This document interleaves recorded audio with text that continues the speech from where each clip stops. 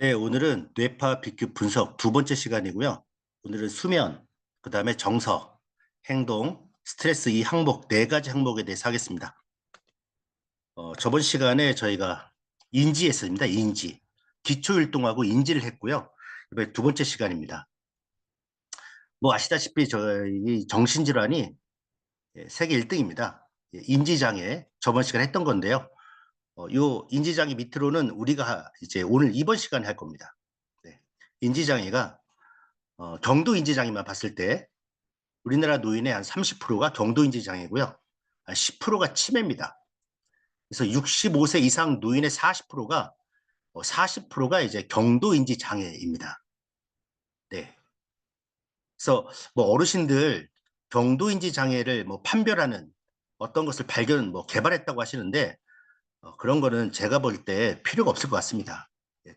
거의 보면 이제 점점 노인 인구가 많아지면서 두 분 중에 한 명은 인지장애이고요. 그렇죠? 또 한 분은 뭐 다른 한 분은 뭐 깜빡깜빡하고 뇌가 노화되신 분 아니겠습니까?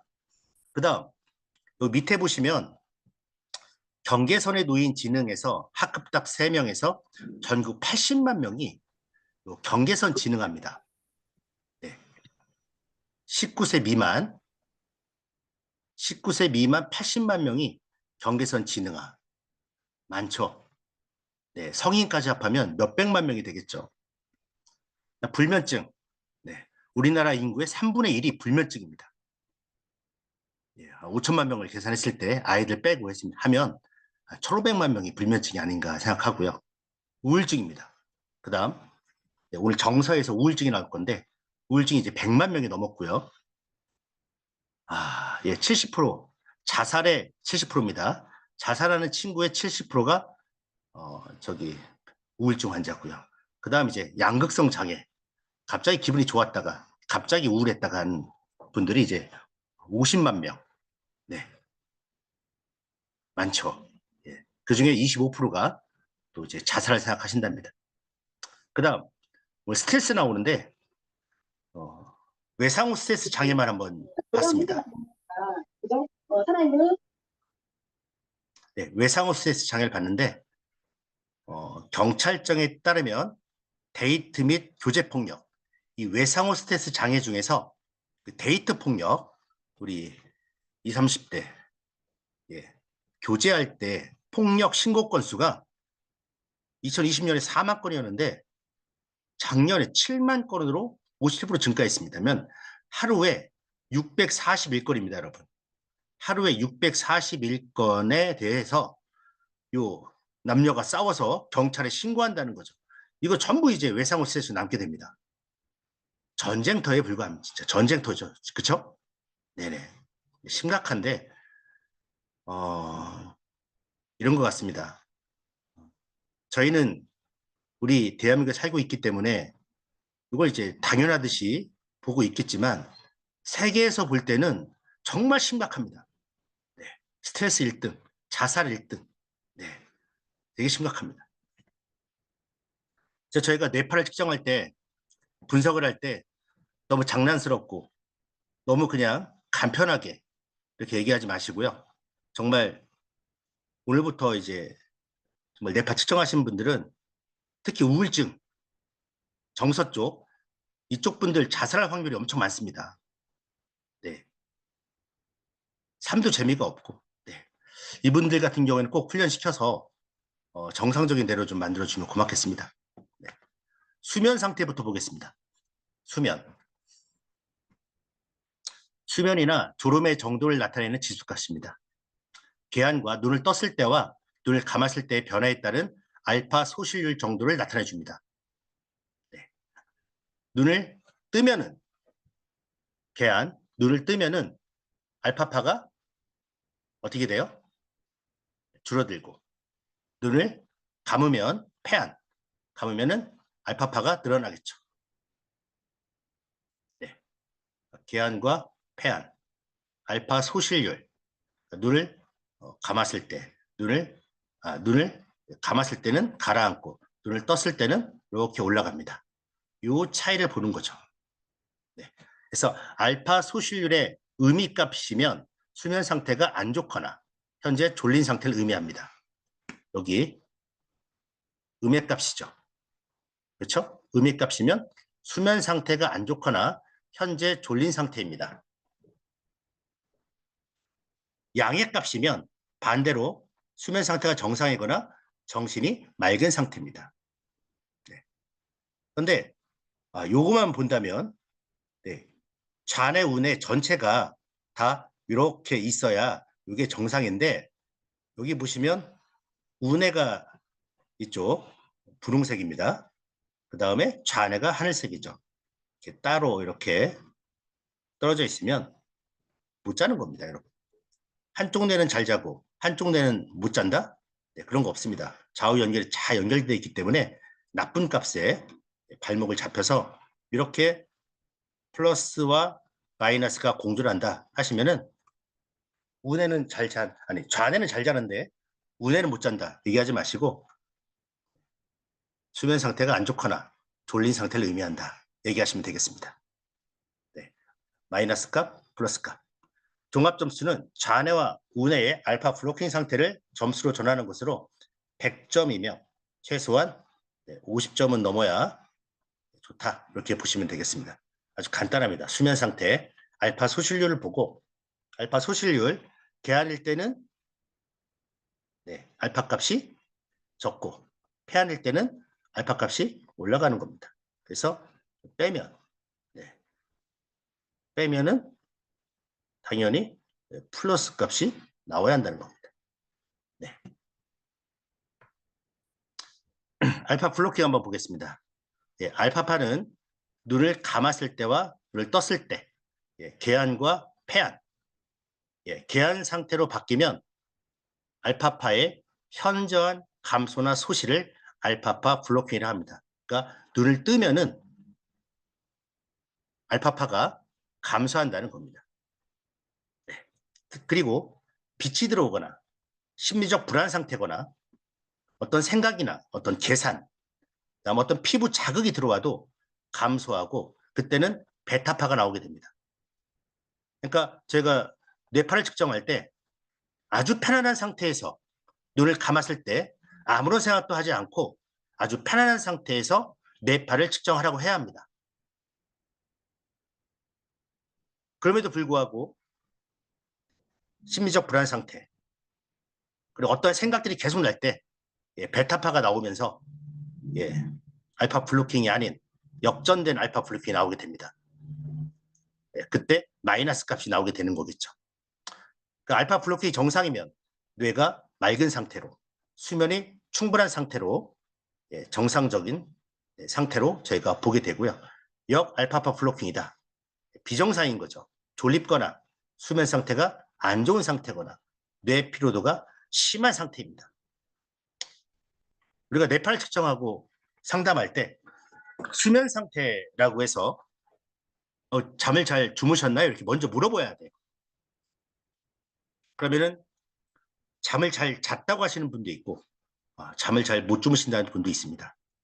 잠을 잘 잤다고 하는데 이렇게 마이너스로 나오신 분들은 굳이 잠을 잘 잤냐 안 잤냐고 싸울 필요가 없습니다.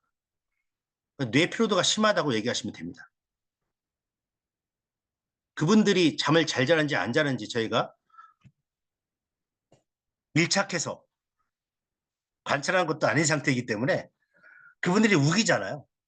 나 잘 잔다 요즘. 왜 근데 잠을 못 자고 하냐. 싸우지 마시고 뇌 피로도가 심한 상태다 생각하시고 이렇게 의심할 수도 있습니다. 잠을 잘 주무시는 상태인지 아닌지도 모르는 상태인가? 그러면서 인지 상태를 또 봐야 합니다. 알파 블로킹 봤습니다. 불면 뇌파입니다. 여러분 뇌파가 몇 개가 있죠? 델타, 세타, 잠자는 뇌파가 2개가 있고 기본 상태, 휴식, 주의, 집중력 이 3개가 있습니다. 당연히 잠잘 때는 이 잠자는 뇌파가 나와야 하고 이 뇌파는 안 나와야 하는 거죠. 아주 간단한 겁니다. 불면장애 환자들이 수면 중에 나타나는 뇌파 특성은 SM알파, 이게 주의죠. 그죠? 저베타파, 집중이죠. 주의 집중 뇌파가 현저히 높게 나타난다. 이쪽 뇌파가 높게 나타나면 불면 뇌파다. 아주 당연한 얘기를 하고 있는 겁니다. 불면장애 환자들이 갑자기 잠자기 전과 일어난 후에 뇌파를 측정한 연구에서는 불면 집단의 통제 집단에 비해 베타파, 감마파가 높은 것이 관찰되었다. 당연히 잠자기 전에 이렇게 베타파가 강하면 집중하고 있으니까 잠이 안 오는 거죠. 이러한 빠른 뇌파의 출현은 두뇌가 각성되어 있음을 의미하는데 정상인의 경우 수면 직전과 기상 직후에 느림파가 주로, 느림파가 뭡니까 여러분? 요 델타, 세타파가 나타난 점에서 대비됩니다. 그래서 뇌파 이상이 불면증의 원인이다. 네. 뇌파 3D 그래프 불러와서 3D 그래프 불러와서 알파 블로킹을 한번 보겠습니다. 3D 그래프 불러오기. 이거를 같이 보여주면서 상담을 하셔야 고객분들이 아주 신뢰적이고 전문가다운 그런 모습을 여러분들이 보여줄 수가 있습니다. BQ2에 들어가서 파일을 누르고 열기를 누릅니다. 검사 내역 조회를 누르면 BQ2에 결과지가 나오는 겁니다. 뭐가 나온다요? 결과지. 한 장짜리 결과지가 나오는 거고 이 3D 그래프는 나오지 않습니다. 열기를 누르시고 누르면은 여기 나옵니다. 뇌파 데이터 불러오기 나오고 3D 그래프 불러오기. 어떤 걸 눌러야겠습니까? 당연히 3D 그래프 불러오기를 확인 누릅니다. 네. 여러분 한번 해보시기 바랍니다. 뇌파를 측정하면 BQI 뇌파와 BQF BQI는 그 전에 BQ 찍기 전에 뇌파고 F는 결과 뇌파입니다. 그래서 3D 그래프를 BQF 하고 3D 그래프 불러오기를 확인 누르면은 이렇게 뇌파를 볼 수가 있습니다. 3D 그래프 불러오기. 그래서 이 그래프를 펴놓고 또 하나는 BQ 측정지를 펴놓고 두 개를 상담자에게 보여주면서 상담을 시작하십시오.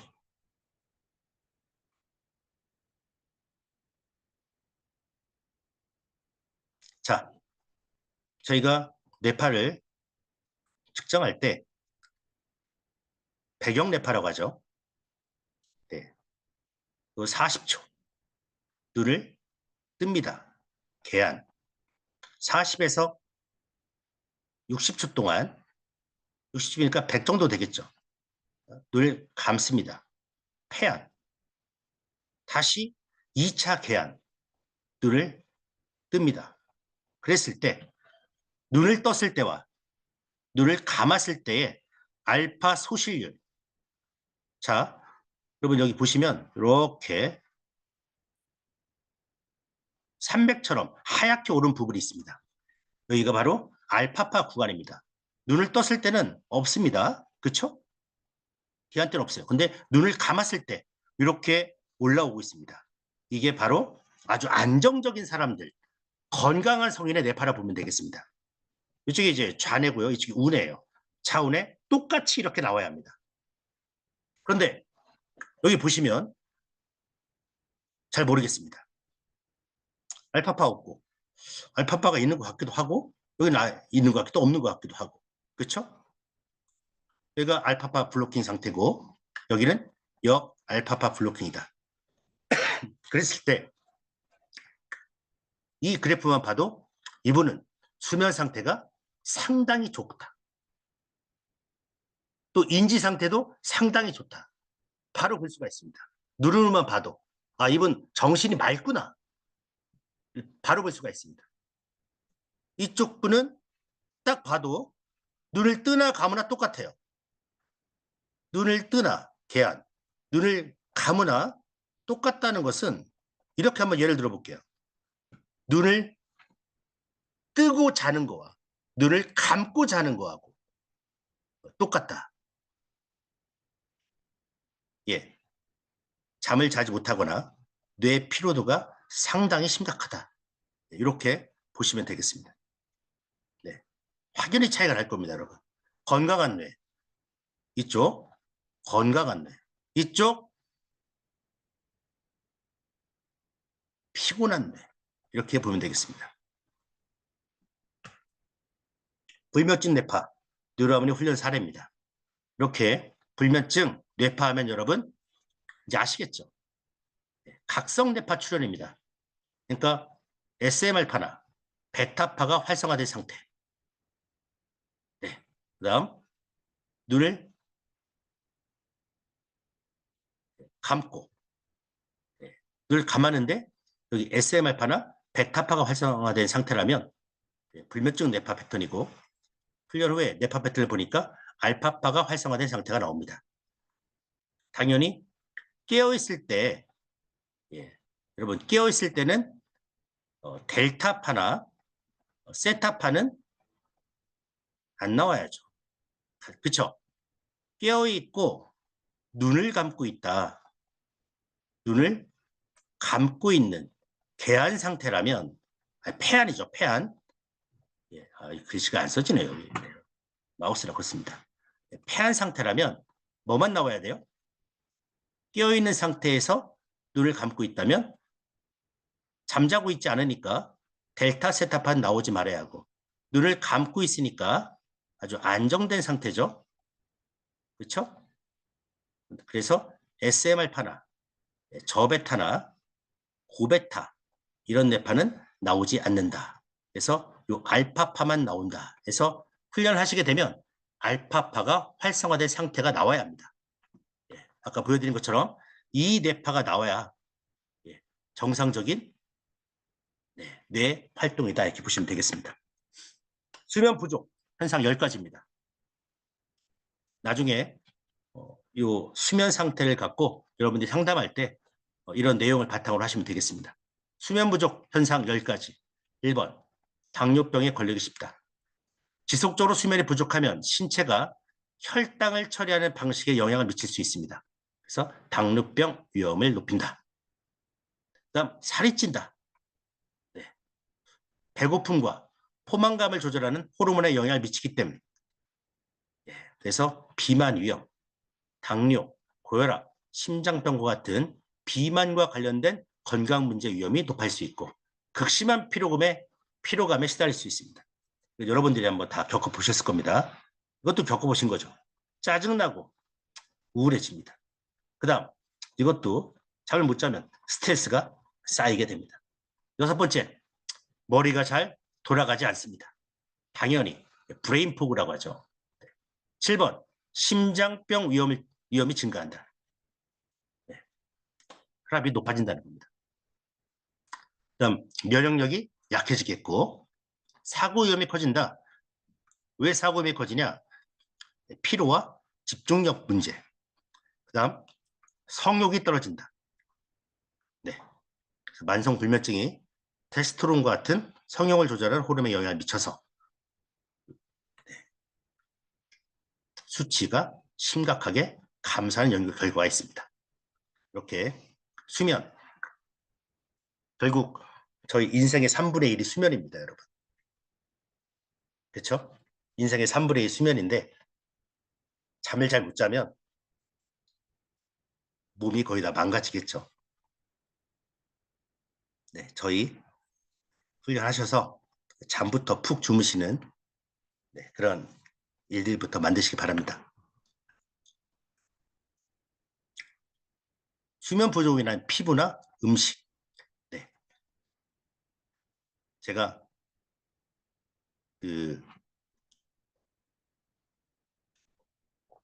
미용협회 이런 분들 만나면서 아예 뇌파를 미용 쪽으로 싹 바꿔서 만든 게 있습니다. 네, 그 중에 하나 제가 수면 부족으로 인해서 피부하고 음식이 어떤 관계가 있나 하나 넣어봤습니다. 피부 생기를 되찾기 위해 새로운 건강한 피부 세포로 대체되는 피부 세포의 재생이 잠자는 동안 활발히 이루어지고, 그 어떤 화장품보다도 충분한 수면이 좋은 노화 방지 방법입니다. 수면이 부족하면 피부 세포 재생이 안 되겠죠. 그래서 피부 조기 노화, 다크서클, 주름이 생기게 되고, 그다음 수면 부족 시 뇌 기능이 감소하면서 당도 높은 욕구와 식욕 호르몬이 증가합니다. 예, 당이 필요한 제품 먹게 되고, 그러면서 높은 칼로리, 피부 노화 촉진, 네, 비만, 아까 말씀드린 그 비만의 원인이 여기서 나오게 됩니다. 그다음에 커피를 마시게 되고, 또 술을 마시게 되고, 또 인지 기능이 떨어지면서 음식 조절에 실패 확률이 커지게 되면서 미용 쪽, 결국 뭐 미용도 저희 삶이니까요. 네, 이쪽에도 상당히 영향이 미치게 됩니다. 보겠습니다, 여러분. 여러분들이 해보세요. 자, 수면 랩 한번 보겠습니다. 자, 22, 26 A라고 할게요. 자, 여기는 마이너스 26, 23 B. 여러분들이 이 뇌파를 보고 설명하실 수 있으시면 됩니다. 종합 점수 55점 넘어서 74. 플러스 점수고 74점이에요. 마이너스 점수고 26점밖에 안 돼요. 할 수 있겠죠? 하실 수 있는 분은 채팅창에 할 수 있다. 이렇게 글을 남겨주시면 되겠습니다. 그래도 못하겠다. 나는 이 수면 상태를 지금 듣고도 모르시겠다 하시는 분은 일단 뇌파 훈련부터 그냥 진행하시면 되겠습니다. 뉴로피드백을 이용한 불면장애 치료. 네. 논문들의 내용이 거의 똑같습니다. 불면장애 치료, 뉴로피드백을 이용해서 불면장애를 치료한다. 그러면 무엇을 없애주거나 무엇을 증가시키면 되는 거겠죠. 그럼 무엇을 없애버리면 되겠습니까? 베타파를 감소시키면 되겠죠. 자, SMR파하고 베타파를 없애주면 되고, 그죠? 뭘 증가시키면 되겠습니까? 잠자는 뇌파, 델타나 세타파를 잠잘 때 증가시키면 되겠죠. 너무 간단하지 않습니까? 이거밖에 없습니다. 뇌파가 몇 개입니까, 여러분? 5개. 별이 5개가 아니라 뇌파. 네, 네. 아니, 뭐 잘라보면 더 많죠. 네, 우리가 쉽게 얘기하자는 겁니다. 네. 델타, 세타, 잠자는 뇌파, 기본 상태, 휴식, 주의, 집중. 이 뇌파는 올리고, 여기 주의, 집중 뇌파는 내리고. 이게 불면장애 치료입니다. 그럼 훈련 모드는 뭡니까? 이 알파파를 훈련하면 되는 거죠. 여기에 뉴로 피드백에 아주 장점이 하나 있습니다. 한번 여러분 읽어보십시오, 여러분. 시간 드리겠습니다.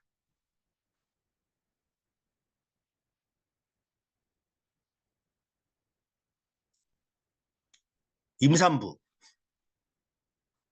임산부분들 불면증이면 어떻게 합니까? 약 드셔야 돼요? 아이한테 위험하잖아요. 그럼 뭐 해야 돼요? 뉴로 피드백을 하면 됩니다.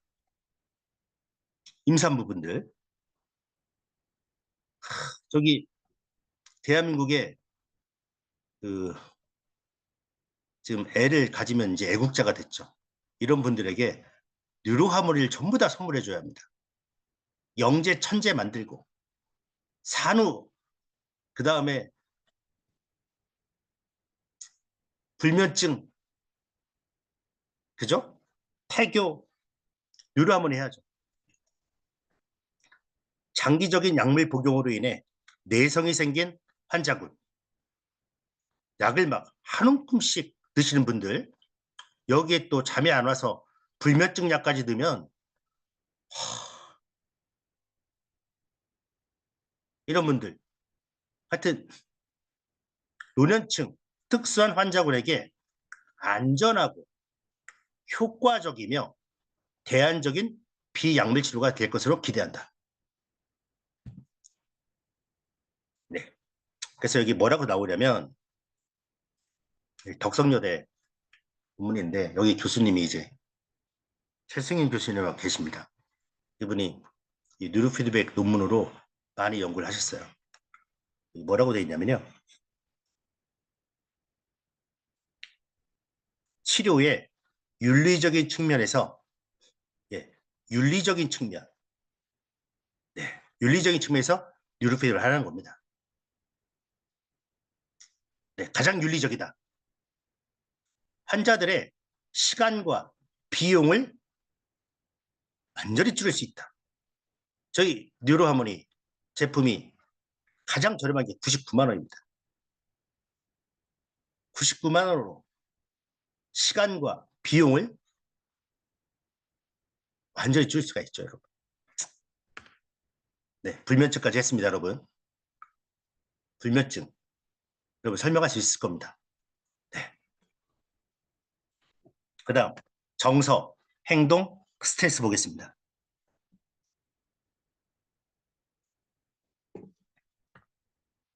정서, 이모션입니다. 라틴어로 무베레, 움직여, 나가다는 뜻을 갖고 있습니다. 여러분들이 정서하면 정서가 뭐예요? 기분? 뭐 감정? 뭐 이런 말들이 있지만 오늘 이 시간에 정서하면서 설명을 할 때, 뇌파 상담을 할 때 좀 더 깊이 있게 그 단어 선택이나 그분과의 상담을 좀 생각해 봤으면 좋겠습니다.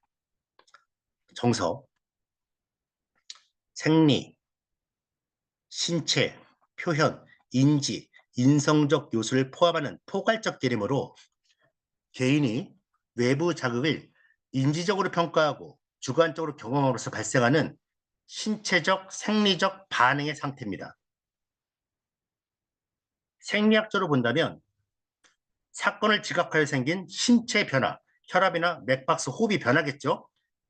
변한 것에 대한 느낌이나 지각을 의미합니다.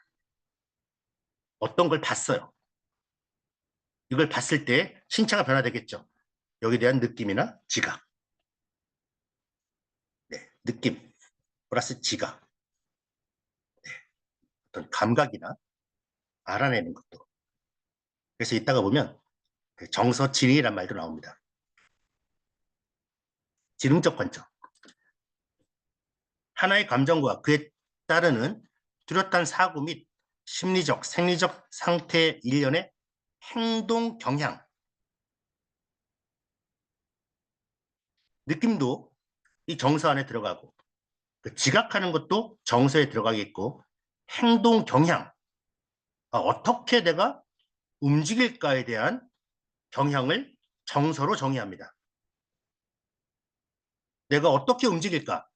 행동의 준비, 행동의 준비 상태까지 정서로 본다는 거죠. 행동주의적 관점 보면 정서를 어떤 시간에 어떤 방법으로 행동하고자 하는 개인의 성향, 기질, 네. 행동하고자 하는 개인의 성향, 기질로 정의합니다. 정서의 기능입니다. 정서의 기능. 정서 기능은 인간의 심리적 기능을 통합하고 개인의 유기체적 욕구를 환경적 욕구에 맞추어 조화시키는 기능을 함으로써 결국 의사소통입니다.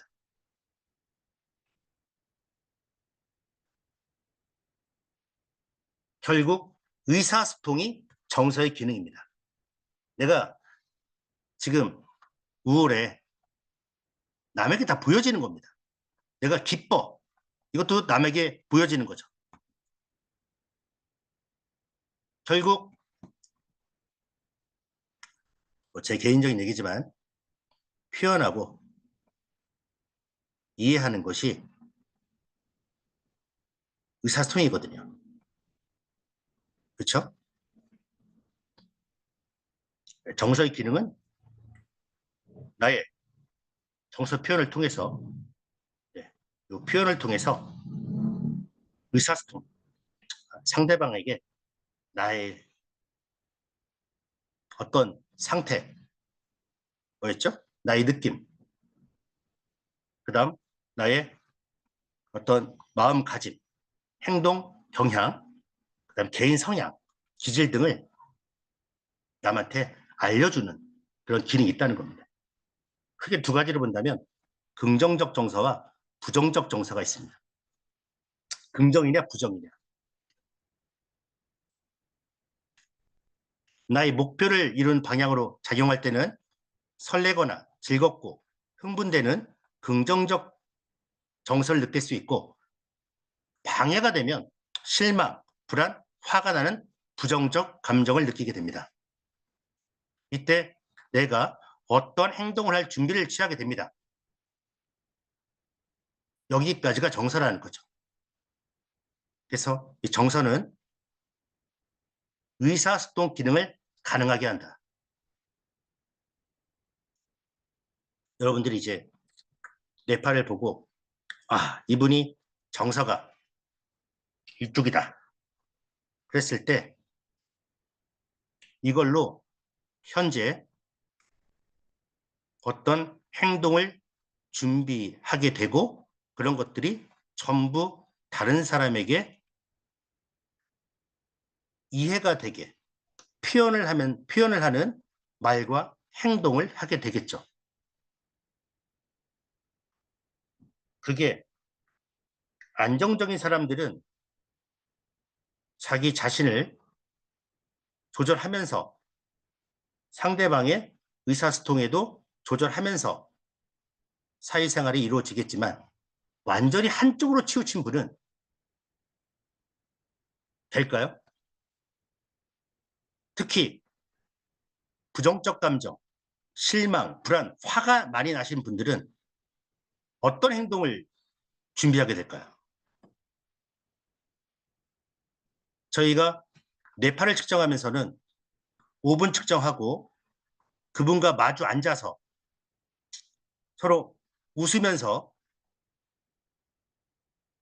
뇌파를 읽어 나가겠지만, 이 이후에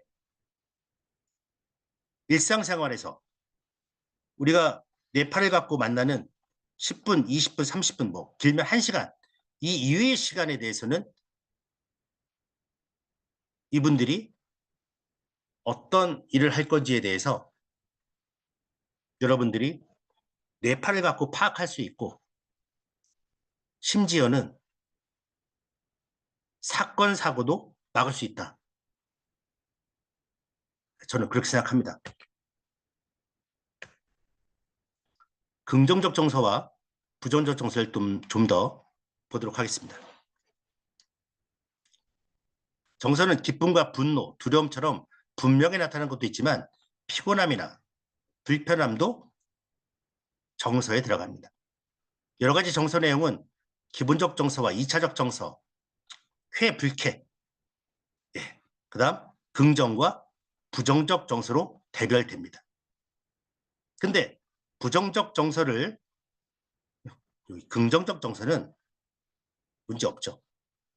근데 부정적 정서를 반복적으로 표출하여 과활성화된 감정 상태를 보이거나 불안, 공포, 분노와 같은 부정적 정서를 해소하지 못하고 감정을 억제하고 있을 경우 심리적인 부적응과 정신병리로 생겨날 수 있으므로 인간이 사회적 존재로 성장하기 위해서 정서 조절이 강조됩니다. 부정적 정서와 긍정적 정서는 양극단적 특성이 아니라 여러분들이 딱 볼 때 이걸로 보셔야 돼요. 네. 조합. 네. 두 개의 독립적 차원이므로 긍정적 정서와 부정적 정서의 조합으로, 예, 그냥 극단으로 볼 게 아니라 이 조합, 이런 성향이 더 많다. 이런 성향이 더 많다. 이렇게 보시면 되고요.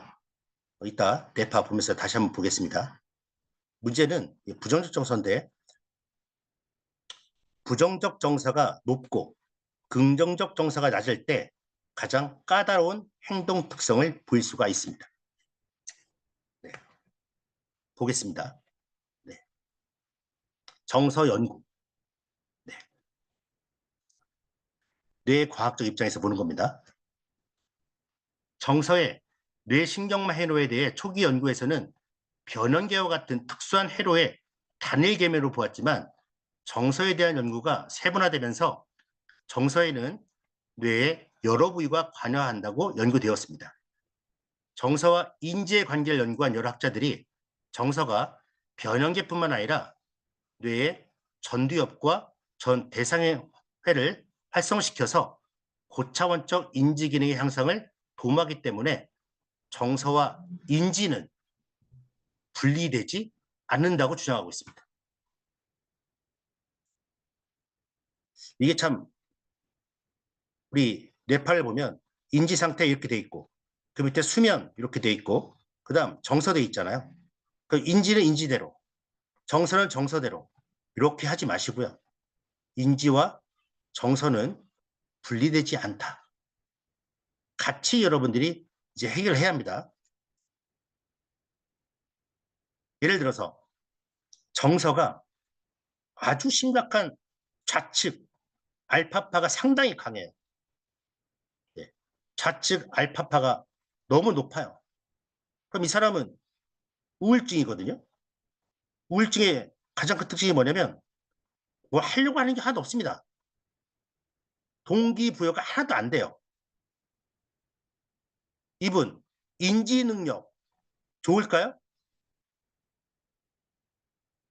그럼 인지가 뭐였죠? 저번 시간에 배웠던 거? 주의, 작업기억, 메타인지 세 가지였죠. 그럼 주의가 뭐였죠? 여러 가지 정보들 중에서 내가 중요하다고 생각하는 것만 선택하는 능력인데 이 정서에서 심각한 우울증인 분이 주의력이 있겠습니까? 없죠. 그래서 정서와 인지는 분리되지 않는다. 그래서 뇌파 측정하고 상담하실 때 인지와 정서 또한 여러분 수면 상태 잠을 못 잤어요. 물어보니까 자기는 불면증이래요. 인지 상태 좋겠습니까? 정서는 좋을까요? 다 종합적으로 교차적으로 여러분들 뇌파 측정을 하시고 상담을 하시기 바랍니다. 정서에 관여하는 뇌의 구조 크게 두 부로 나눠져 있습니다. 변연계, 그 다음 대뇌 피질, 플러스 편도체까지 세 가지 보겠습니다. 네, 변연계, 본능적인 감정, 전두엽, 다 아시겠지만 조절하고 이성적인, 절제, 이렇게 변연계에서 흥분, 충동 일으키면은 감정을 조절하고 이성적으로 절제된 감정으로 바꿔주는 것이 전두엽입니다. 네, 변연계입니다.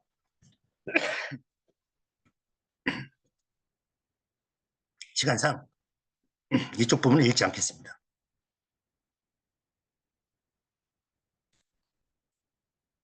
변연계, 정서의 체험, 본능적 감정 표현에 관여하고 구조적으로 뇌간의 상부와 뇌량 주변에 해당하고 대뇌피질 아래에 위치합니다. 정서 체험, 본능적 감정 표현입니다. 그냥 본능이에요. 느끼는 대로 그냥 감정 표현하는 것이 변연계입니다.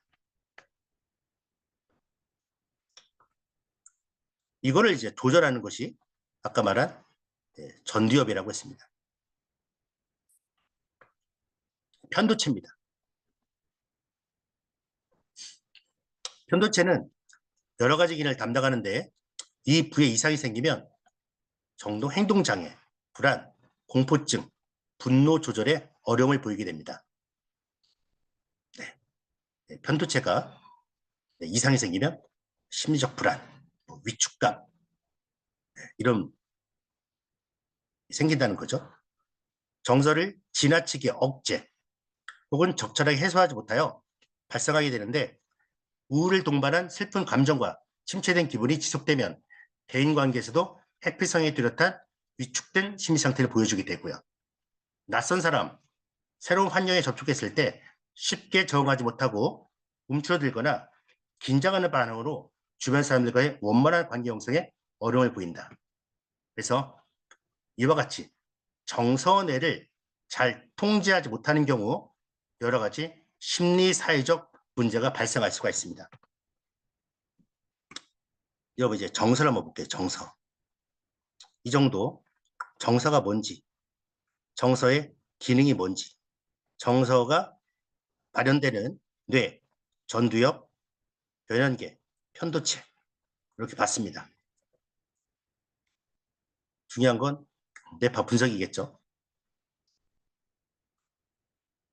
BQ 분석. 정서적으로 안정되어 있는 정도를 나타내는 지수값입니다. 우세율은 우세율, 좌뇌와 우뇌의 알파파의 우세율입니다. 좌뇌가 하늘색, 분홍색이 우뇌입니다. 50%에 가까울수록 안정적이다. 여기 있을수록 안정적입니다. 좌뇌의 우세율이 우뇌보다 높으면 정서적으로 우울할 수가 있습니다. 네. 좌뇌가 우뇌보다 높으면 정서적으로 우울할 수 있다. 할 수 있다는 겁니다, 여러분. 너무 우울증이다 하지 마시고 물어보셔야 합니다, 여러분. 종합점수는 40에서 60점. 60점이 넘으면 우울할 수 있다. 부정정서. 40점 이하면 이쪽으로 가면 영랑, 긍정해지는 경향이 있습니다.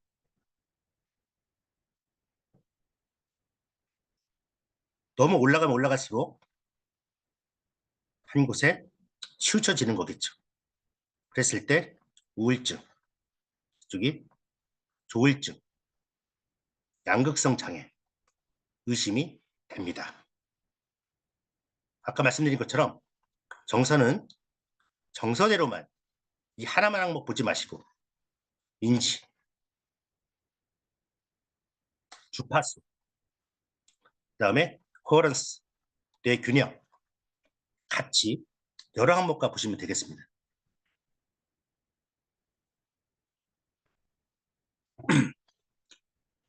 이분은 인지 상태가 좋습니까? 안 좋습니까?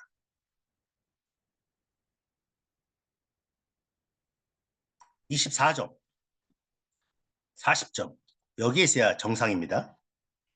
20점과 24점 이 사이에 있으면 의심, 20점 이하면 인지 기능이 저하된 상태죠. 수면도 안 좋습니다. 정서도 잘 맞지 않고 약간 우울감이 있습니다. 이 우울감은 제가 볼 때 현재 63점밖에 안 되지만 인지 기능이 떨어지면서 통제, 조절, 판단하는 능력이 떨어지므로 심각하게 왔다 갔다 할 수가 있다. 네. 좀 의심이 됩니다. 그래서 이 정서의 뇌파는 무슨 파? 무슨 파입니까, 여러분? 정서는 알파파입니다, 여러분. 정서는 알파파. 아까 불면증은 무슨 파, 무슨 파, 무슨 파를 갖고 정리했고, 정서는 알파파. 아시죠? 알파파 보겠습니다. 뇌가 안정적인 사람들은 좌뇌, 우뇌에서 알파파가 똑같이 발생하고 사회생활에서 훌륭한 적용 능력을 가집니다. 근데 좌뇌 알파파가 우세하면 성격이 부정적이 되고 내성적이 되고 우울증에 빠지기 쉽고, 우뇌 알파파가 우세하면 긍정적이 되고 밝습니다. 대부분 우울증 환자는 좌측, 우울증은 좌뇌입니다. 좌뇌 전두엽. 좌뇌 전두엽에서 강한 알파파가 발생하고, 강한 알파파가 발생한다는 건 잘 생각해 보시면 알파파가 안정된 뇌파인데 이 안정된 뇌파가 너무 강하다는 겁니다. 너무 강해요. 그러니까 멍해지는 거죠. 이랬을 때 우울증이 생긴다. 조울증 환자는 우뇌와 좌뇌가 강한 알파파 상태를 교대로 만들기 때문에 조증과 우울증이 주기적으로 발생하고, 좌뇌와 우뇌에서 발생하는 알파파의 균형을 잡아주면 우울증과 조울증은 빠르게 치료할 수 있다. 자, 여러분들이 A, B, C 해석해 보십시오. A 어떻습니까?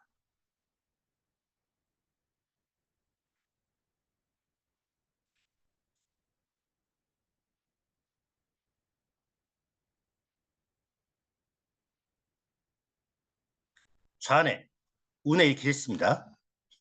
54점 차이가 나지 않습니다. 하지만 종합점수에서 82점이 나왔습니다. 그러면 물어보셔야 합니다. 요즘 정서 어떠신지 물어보셔야 돼요.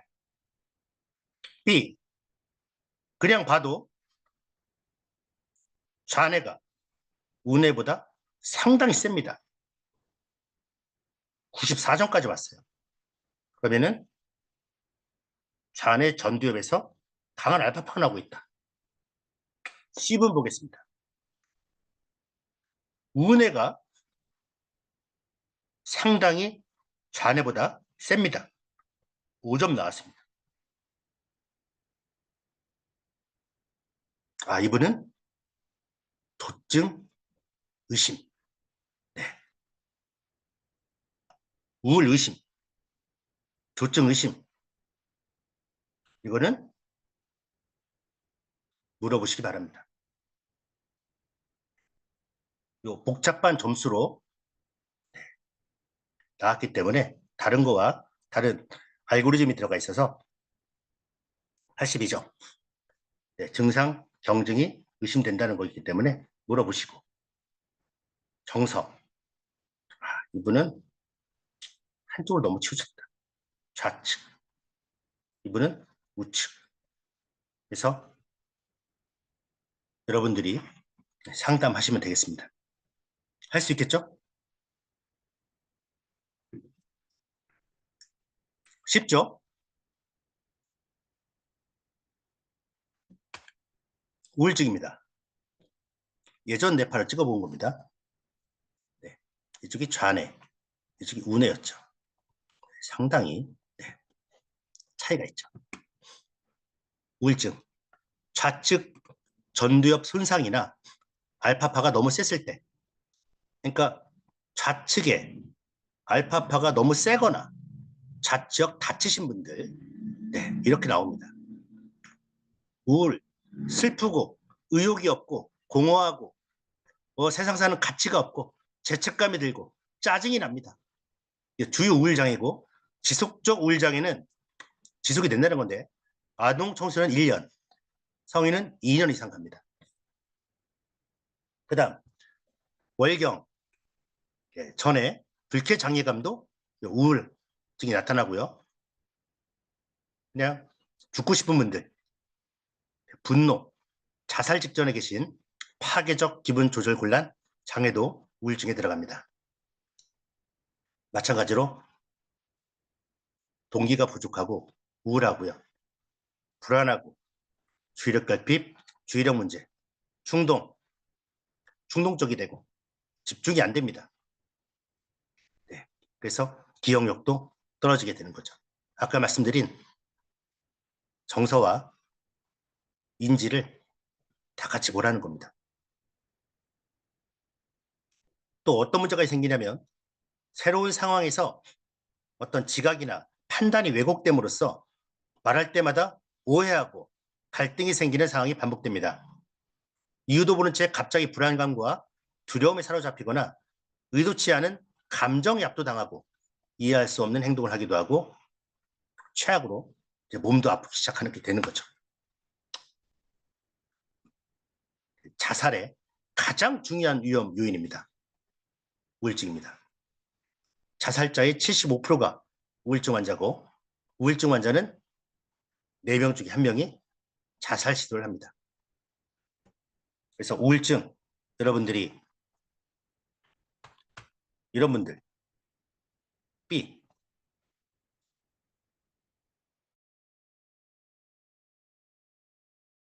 네. 이런 분들 만났을 때는 적극적으로 사람 살린다는 생각으로 꼭 잘 권해서 훈련을 잘 시켰으면 좋겠습니다. 우울증과 자살 보겠습니다. 아까 말한 전두엽, 전두엽이 판단, 조절, 통제하는 부분이고 변연기는 본능적인 감정이 나오는 곳이죠. 그래서 여기에서 이 신경망을 쫙 통해서 두껍게 전두엽이 억제성 신경 전달 물질 변연계로 보내서 변연계를 통제하는 겁니다. 자살 생각이 없죠. 그런데 신경망이 얇아지면 억제성 신경 전달 물질이 많이 가지 않겠죠. 자살 생각이 있는 우울증 환자입니다. 자살 생각이 없는 환자와 있는 환자의 차이점은 결국 신경망의 차이다. 그래서 이 신경망을 이런 신경망으로 만들어주는 것이 뉴로피드백이다. 보시면 되겠습니다. 그래서 뉴로피드백은 사람을 살린다. 저희 우울증 논문 드립니다, 여러분. 안 믿으시면 논문에도 갖다 주시고, 네, 꼭 읽어보고, 특히 보호자들, 우울증 환자는 이거 안 읽습니다. 네, 안 읽으니까 주변에 있는 분한테 이거 주고 4분의 1이 자살한다. 꼭 권해주시기 바랍니다. 논문에도 갖다 주시고 권해주시기 바랍니다. 오늘 하루에도 대한민국 40명에서 50명이 자살합니다. 네, 한 15,000명 1년에. 네, 청소년 사망 원인 1등이 여러분 청소년 사망 원인 1등이 자살입니다. 자살의 원인 75%가 우울증입니다. 여러분. 심각합니다. 전부 다 약을 드시고 계신데 이 약이 효과가 있습니까?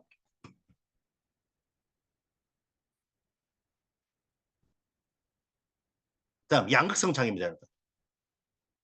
네, 시간상 여기 읽지 않겠습니다. 기분이 왔다 갔다 하는 겁니다. 양극성 1형 증상이 있고 2형 증상이 있습니다. 조증과 우울증으로 기분 변동이 심각하게 발생하는 것으로 조증의 경우 말이 많아지거나 빨라지고 집중력 저하, 산만해지고 과도한 자신감, 수면의 필요성을 못 느끼고 너무 막 충동적이 되고 갑자기 또 우울로 변해서 피로하고 집중력 저하되고 결정력, 죽음에 대한 생각하고 즐거움을 느끼지 못하는 이런 일들이 생기게 됩니다. 뇌파로 보겠습니다. 네. 정신분열병과 양극성 장애의 뇌파 동치성의 비교 분석 논문입니다. 여기서 발췌했습니다. 양극성 장애는 뇌파의 동치성은 두 개의 서로 다른 신호의 유사성을 특정 주파수 영역에서 정량한 것으로 코러스라고 합니다.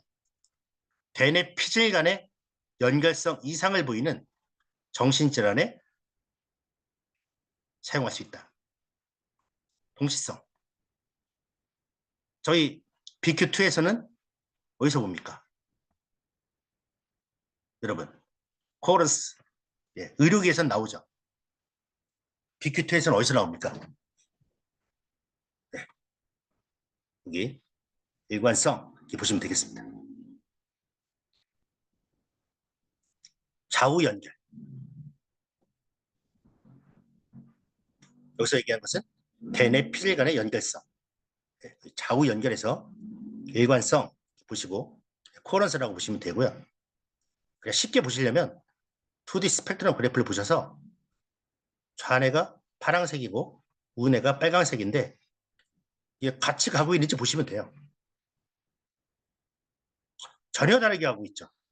그러면 이건 심각하구나 보시고 좌우 연결해서 일관성 보시고 여기 60점 이상이 아니네. 이 사람 좌우 연결 완전 떨어져 있다. 조증 의심, 양극성 장애 의심 이렇게 보시면 되겠습니다.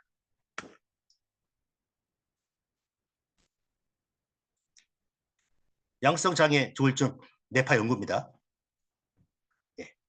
뇌파 동시성 연구를 통해 우측 반구의 와해, 그 다음 좌측 측두엽의 진폭 감소, 세 번째 우측 뇌파의 동시성 감소. 동시성 계속 보고 있습니다. 동시성. 네. 그 다음 우측 와해, 우측 뇌파 감소, 좌측 감소. 왔다 갔다 한다는 겁니다. 좌측도 문제 있고 우측도 문제 있고. 이걸 또 확인할 수 있는 곳이 저희 BQ2에서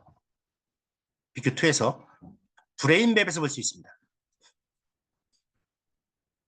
뇌파 세개가 세면 이렇게 분홍색, 낮으면 파란색 표시됐습니다. 그런데 좌뇌 우뇌 모양이 같아야 합니다. 그 삼각형 노란색이 코입니다. 이 좌뇌, 이쪽이 우뇌. 좌뇌 우뇌 안 맞고 좌뇌 우뇌 또 다른 색깔이고 좌뇌 우뇌. 네. 입은 우측이 다 세죠. 네. 이 색깔 파란색이 밑에 있고 올라가면 올라갈수록 연두색으로 가다가 주황색, 빨간색으로 가니까 전부 여기 또 숫자로 이렇게 해놨죠.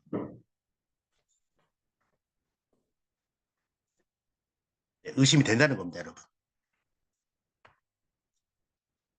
전부 뇌의 부위 간의 연결성 문제다. 이렇게 보고 있습니다. 양극성 장애, 조울증 이렇게 하면 여러분들이 상담하실 때 뇌파의 동시성 얘기해 주시면서 뇌 부위 간의 신경망, 연결성에 문제가 있다. 얘기해 주세요.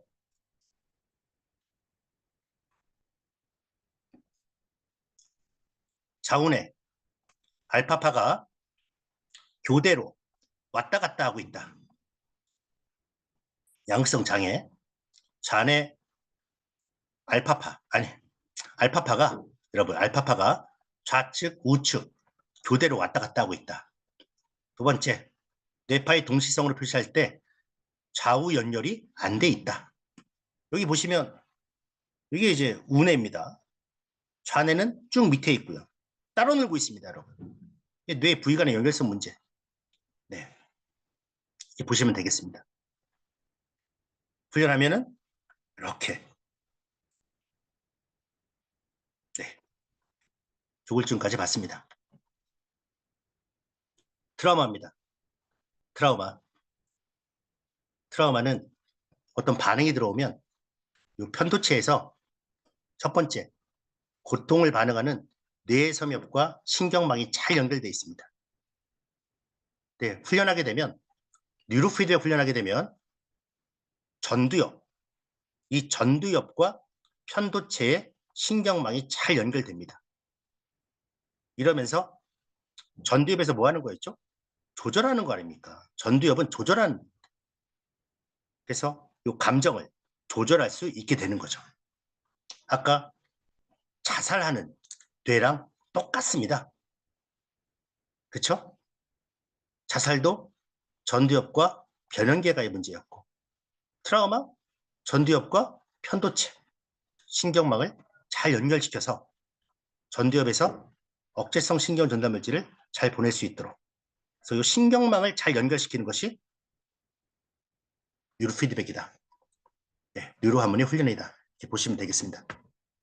그래서 뉴로피드백은 신경망을 발달시키고 또 뭐 할 수 있다? 신경망을 선택할 수가 있다. 내가 원하는 신경망을 선택해서 전혀 다른 선택을 함으로써 전혀 다른 새로운 반응을 만들 수 있고 회피를 할 수 있다. 뇌의 회로를 바꾸면 가능한 일이다. 왜? 뇌 가소성은 새로운 신경망을 만들거든요. 새로운 신경망을 만듭니다. 기존에 이쪽 신경망을 썼다면 새로운 신경망을 만들면은 다른 신경망을, 다른 회로를 바꾸면 가능한 일입니다. 이걸 쓰다가 이걸 쓰면 되는 일이죠.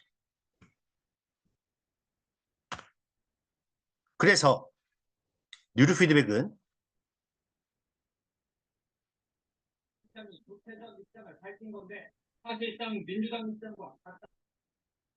뉴로피드백은 가천의대 신경정신과 조인희 교수, 뉴로피드백 동안 훈련을 반복하면 뇌의 기능이 정상화된다. 뇌의 기능이 정상화되고 또한 더 나아가서 뇌의 구조까지 변화시킬 수 있다. 뇌의 구조까지. 네, 한양대학교 임창환 교수님이 얘기하신 겁니다. 지금 아까 말씀드린 대한민국 3분의 1이 불면증, 100만 명의 우울증, 50만 명의 조울증, 전부 다 바꿀 수 있다. 네, 전부 다 바꿀 수가 있습니다. 정서 상담 요인, 제가 이 얘기를 또 왜 넣어놨냐면 특별한 게 있습니다. 한국 사회에 문화적 환경이 들어갑니다. 네. 상담 요인 하나 보겠습니다. 첫 번째, 개인차, 연령, 기질, 성별, 남녀 당연히 생각해야 하고 나이대도 생각해야 하고요. 얘기하면서 이 사람이 기질, 뭐 뇌파로 다 볼 수 있으니까요. 인지적 요인, 네, 넘어가겠습니다. 이건 네. 이해하고 뭐 조절하는, 이분이 어떤 지금 잘 얘기 듣고 잘 조절하고 있는지. 세 번째는 가족 내 정서적 환경, 이것도 고려를 해야 합니다. 특히 부모, 아이의 학생들 뇌파 검사할 때 이거 많이 들어갑니다. 아예 말을 못하는 부모에 대해서 말을 꺼내지도 못하는 애들이 있고요. 너무 수줍음을 타거나 아니면 안에다 이렇게 쌓아놓고 있는 애들이 있습니다. 넘어가겠습니다. 할 얘기가 많은데 하나씩 하나씩 보겠습니다. 학생들 상담할 때 네, 3번이 중요합니다. 부모와의 안정적 애착, 다른 사람이 겪은 두려움이나 분노, 슬픔에 대해 스스럼 없이 이야기 나눔으로써 다른 사람의 정서에 대한 이해가 높게 나타나고, 이때 이제 부모가 이렇게 해줘야 한다는 겁니다. 자녀 정서 표현에 민감하고 수용적일 때 유아의 정서 이해 능력이나 정서 조절 능력이 높은 반면에 뭐 이렇게 다른 사람이 겪은 두려움, 분노, 슬픔에 대해서 그런 말 하지 마, 됐어, 이렇게 거부나 강압적인 양육 행동을 보일 때 정서 조절이 떨어지게 됩니다. 그래서 정서 조절 능력이 떨어져 있다. 학생들, 특히 아이들 같은 경우 전부는 아니지만 부모의 양육에 대해서 고려는 해봐야 한다. 자녀의 정서 표현에 긍정적으로 반응하고 표현하면 자녀는 자신이 표현한 정서를 더 표현하게 되지만, 반대로 자녀 정서에 대한 부정적 반응을 보일 때는 부정적 정서 표현을 더 많이 하게 되고, 자녀의 부정적 정서에 대해 수용적이고 공감적으로 반응하면 아동은 수치심을 느끼지 않고 자신의 정서를 표현하며 부모로부터 타인에게 공감적으로 반응한 방법을 배우게 되고, 말하기 전에 아동의 주의 깊게 관찰하고 보이는 여러 가지 정서에 민감하게 반응합니다. 다양한 감정단을 사용하게 됩니다. 지나친 요구나 기대 대신 자신감과 유능감을 길러준 데 노력을 기울여야 합니다. 정서적 발달에 대한 관심과 지도가 우선이 돼야 합니다. 대부분 부정적 행동, 인터넷 중독이나 공격성 따돌림 등이나 정서적 장애, 우울, 분노 등 아동이 경험하는 과도한 학업 부담이나 정신적 스트레스에 기인하지만, 자신이나 다른 사람의 정서를 이해하는 능력이 부족하거나 바람직한 정서 조절 능력이 결핍하는 데 기인하기도 합니다. 네. 결국은 특히 우리 7살부터 초등학생들 뇌파 검사했을 때 수많은 부분들이 부모님과 상당히 밀접한 관련이 있다는 겁니다. 부모님도 뇌파를 한번 측정해보고 아이도 뇌파를 한번 측정해보면 상담하시는데 더 많은 도움이 될 것 같습니다. 이 얘기를 하려고 제가 1, 2, 3번 한 겁니다. 네. 우리나라의 경우 정서를 드러내놓고 표현하는 것에 대해 부정적 시각이 높습니다. 미국 부모보다 우리나라 부모들이 사회화 과정에서 정서 표현을 통제하는 경향이 높습니다. 이런 거죠. 다 그런 거야. 버텨, 견뎌, 이런 겁니다. 이분이 하신 말이 있어요. 한국은 세계에서 가장 유교적인 사회입니다. 내 생각엔 이것이 바로 이곳에서 자살률이 높은 이유인 것 같습니다. 네, 이게 무슨 얘기냐? 긍정으로 공감할 것이냐, 배격할 것이냐, 이겁니다. 예를 들면 우울증과 PTSD, 외상후 스트레스 장애가 있는 분을 우리가 만나요. 그러면 우리가 긍정적 정서를 가질 거냐, 부정적 정서를 가질 거냐? 우리 정서를 공부했으니까 대한민국 거의 많은 분들이 부정으로 갑니다.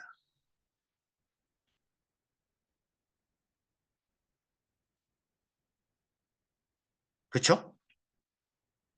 공감이 안 되고 배격하는 거죠. 긍정으로 공감하냐, 부정으로 배격하냐.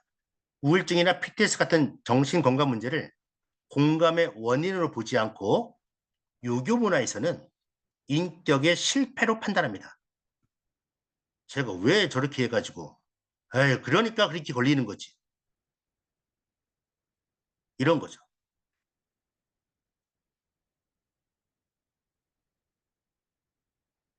우울증 7%돼 있습니다. 2%는 알코올 중독입니다. 8%. 도움을 요청하는 정도를 얘기하는 겁니다. 국내 7%만 도움을 청합니다. 네, 우울증. 알코올 중독은 2%만 도움을 청해요.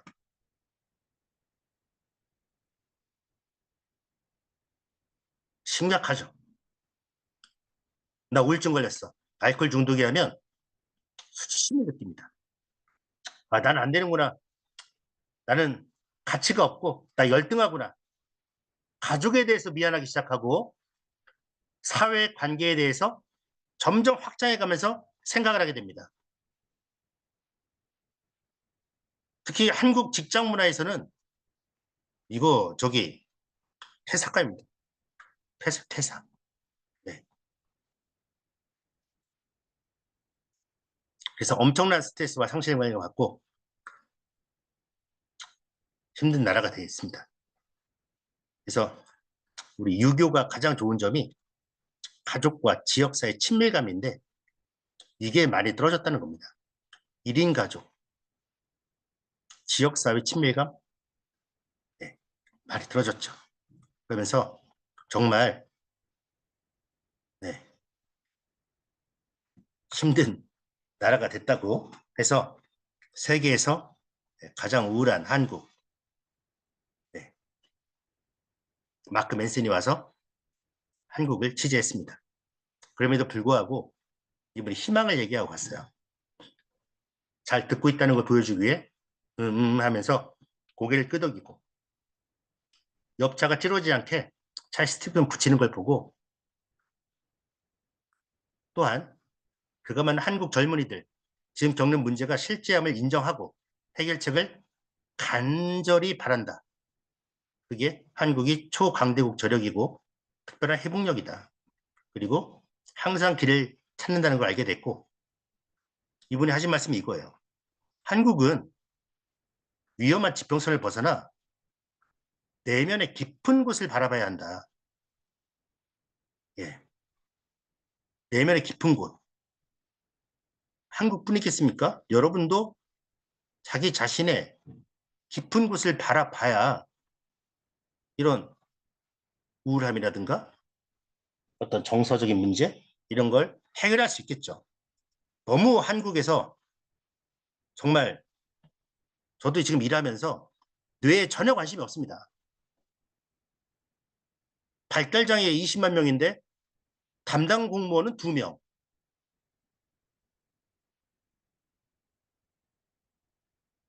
뭐 이런 세상 아닙니까? 정서지능. 예. 그래서 필요한 게 저희가 정서지능입니다. 예. 골맨의 예. 이모셔널 인텔리전스라는 책에서 나왔는데요. 이런 내용이에요. 좌절 상황에서도 자신을 동기화하고 충동을 통제하고 지연시켜서 만족할 수 있으며 기분 상태나 스트레스로 인해 합리적 사고를 억누르지 않게 하며 타인에 의해 공감할 수 있고 희망을 버리지 않는 능력. 그것이 바로 정서지능입니다. 저는 이게 해답이라고 봐요. 그래서 자기조절 능력. 예. 동기화하고 통제하고 지연하고 그다음 기분 스트레스 이거 막 떠오른다고 해서 합리적 사고 예, 막지 못하게 조절하고 공감하고 희망을 버리지 않는 능력 이게 효능감입니다. 희망이죠. 이 정서지능에 대해서 뇌과학에서 어떻게 보냐면요. 이렇게 얘기합니다. 변연계의 기관과 대뇌 심피질간의 연결 회로로 볼 수 있고 사회적 지능의 한 부분으로 자신과 타인의 정서에 대한 이해와 표현, 정서의 조절, 그다음 의사소통에 있어서 꼭 필요한 역량이다 했는데 이거 얘기하는 겁니다. 결국 전두엽, 예, 대뇌 피질, 전두엽과 변연계 이게 잘 연결되어 있어야 한다. 이 얘기하는 겁니다. 이렇게 떨어져 있으면 자살한다. 예, 변연계 마음대로 한다. 흥분 충동한다. 그리고 정서지능은 뭐냐? 정서지능은 전두엽과 변연계의 신경망이 잘 연결되어서 전두엽이 변연계를 잘 통제, 지연, 만족, 공감, 희망할 수 있도록 만들어주는 것을 정서지능이라 합니다. 네. 정서지능 네, 5가지 모델입니다. 이거를 여러분들이 BQ 상담할 때 적용해도 좋을 것 같습니다. 어떻게 적용하느냐? 그냥 정서 해서 우울하십니다. 명랑하시네요.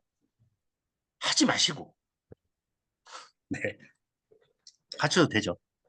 바쁠 때는 그렇게 해야죠. 하지만 정말 이 사람은 정말 훈련시켜서 삶을 바꿔야겠다면 정서가 좋아지시면 자신이 갖고 있는 감정을 인지하게 되고 조절할 수 있고 그다음 만족이나 충동을 억제하고 지연시킬 수 있고 자신의 행동을 적절하게 동기하여 성취할 수 있고 공감하고 이해하는 능력이 생기고 대인관계 능력도 좋아져서 리더십과 사회적인 관계도 올라갈 수 있다.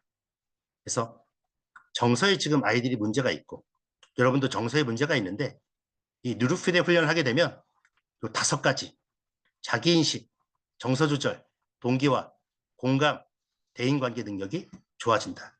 이렇게 설명해 주시면 좋을 것 같아요. 정서지능은 이쪽 한번 여기만 읽어보겠습니다.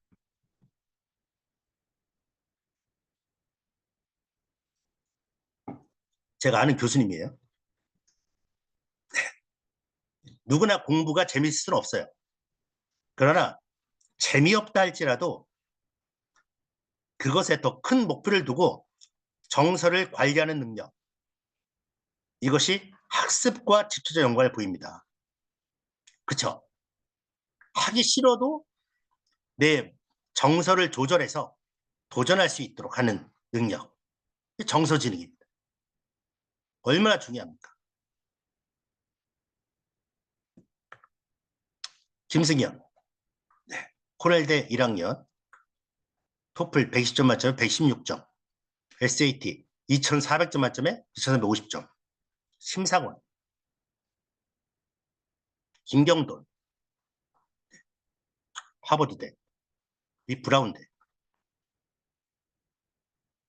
모두 미국 명문대 대학생인데 공통점이 정서 지능이 높더라.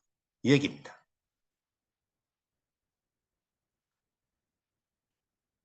저 아이들 봤어요.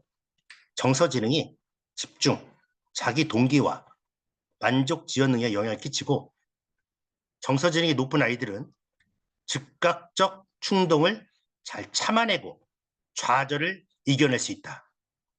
단순히 자신의 감정을 누르는 게 아니다. 더 큰 만족이나 목표를 위해서 순간적 충동을 참아내는 것이다. 네, 이를 만족 지원 능력이란다. 정서 지능. 엄청나게 중요한 겁니다, 여러분. 그래서 정서 지능. 저희가 한 논문들입니다. 정서 지능. 자기 조절 능력. 자아 효능감. 조절 능력. 그렇죠? 효능감. 조절과 할 수 있다는 희망. 이 2개 저는 정서 지능이라고 봅니다. 수많은 논문들이 나왔습니다. 정말 많은 분들이 해서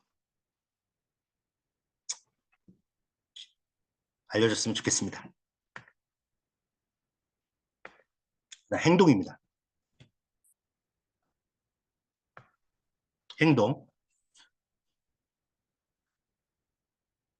행동이 있습니다. 행동으로 드러나는 태도를 나타내는 지수값입니다. 우세율. 우세율은 좌뇌와 우뇌의 무슨 파? 저베타파입니다. 50%에 가까울수록 안정적입니다.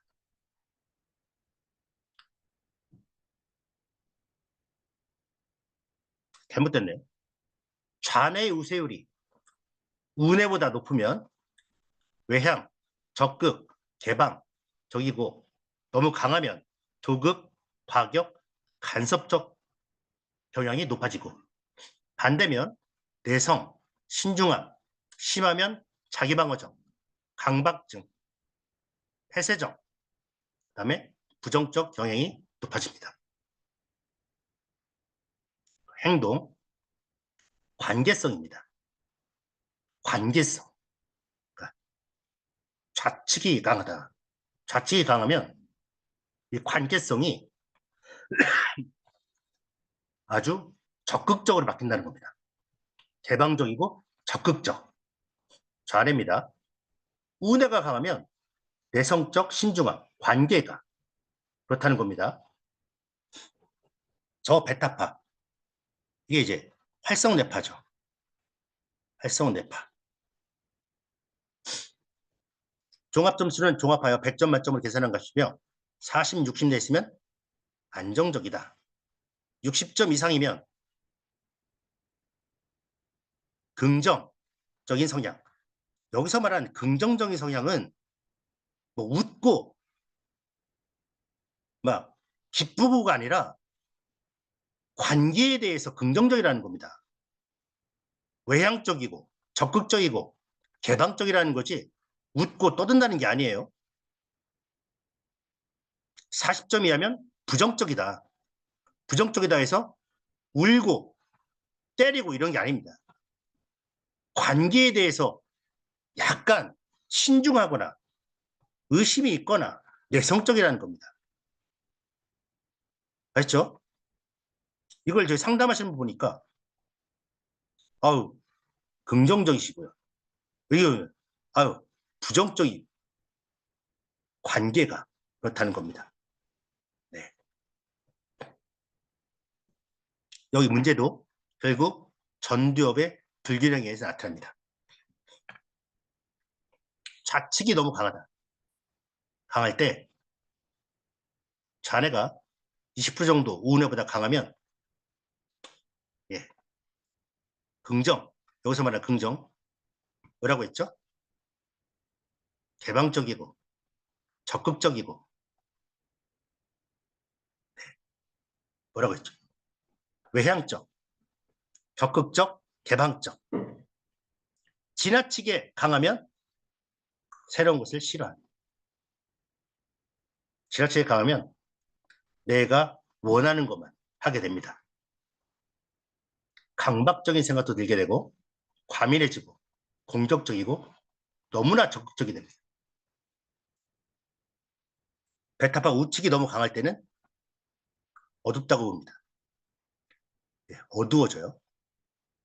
감정적 충동성, 사회인식 부족, 부적절한 행동, 초조와 불안, 지나친 수다, 대화 체계성 부족, 그다음 비유와 반어 사용 못하고 무례한 대화가 일어나고 분노, 슬픔, 공격성을 띠게 되고 정서적으로 음성적 색조를 띠게 됩니다. 좌와 우가 이렇게 달라지게 됩니다. 좌우 연결성, 아주 생리적인 측면에서 바라본 겁니다. 네. 내포 분석해 보겠습니다. A, B, C. 여러분들 한번 해보십시오.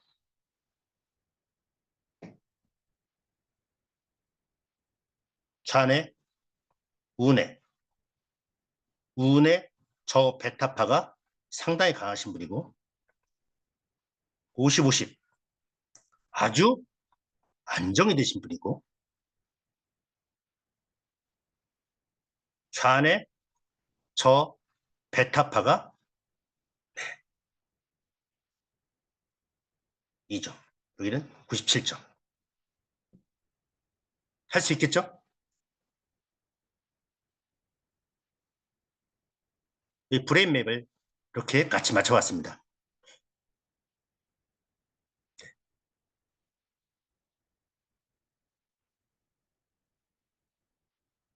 같이 요 네, 보시면은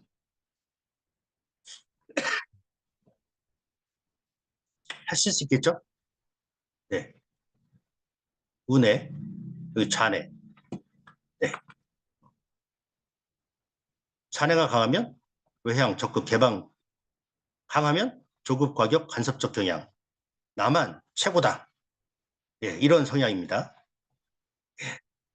그다음 운해가 높으면 내성 신중하고 심하면 자기 방어적이고 강박증, 폐쇄적, 부정적인 경향이 높다. 예, 공격적이 되고 여기는 분노, 슬픔, 공격, 공격인데 여기도 공격이고 여기도 공격인데 여기는 아주 막 강한 표현하는 여기는 어두운 공격. 네, 여러분 차이가 좀 느껴지실까요? 아주 과민, 막 소리치면서 하는 거라면 여기는 이게 뭐라고 할까요? 아주 음성적인 어두운 그런 공격성? 아, 네. 잘 한번 여러분들께서 머릿속에 떠올려야 할 것 같습니다.